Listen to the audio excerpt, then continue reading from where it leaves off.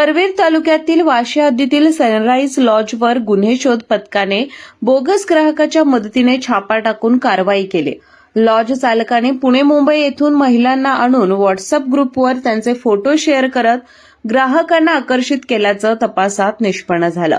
छाप्यात एका पीडित महिलेची सुटका करण्यात आली असून 2 आरोपींना ताब्यात घेण्यात आलं आहे, तर 3 आरोपी फरार आहेत।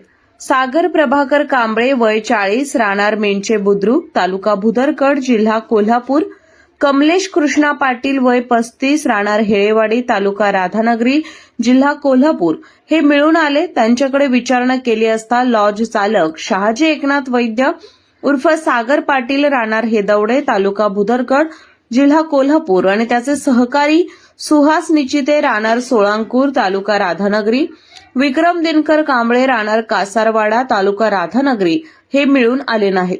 सदर ठिकाणी वेश्या व्यवसायाकरिता आणलेली एक पीडित महिलेची सुटका करण्यात आली आहे।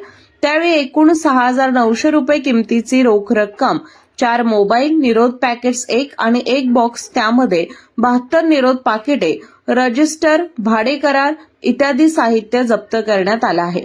सागर पाटील फ्रेंड सर्कल नावाच्या व्हॉट्सअप ग्रुपद्वारे ग्राहकांशी संपर्क साधून रोख आणि ऑनलाईन व्यवहारातून हा व्यवसाय चालवला जात असल्याचं उघड झालंय।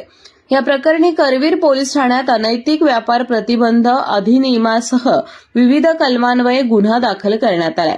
पोलीस अधीक्षक निलोत्पल यांच्या सूचनेनुसार अवैध वेश्या व्यवसायाविरोधातील विशेष मोहिमेत ही कारवाई करण्यात आली।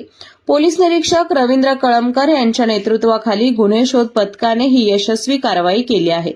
फरार आरोपींचा शोध सुरू असून पुढील तपास पोलीस करत आहेत।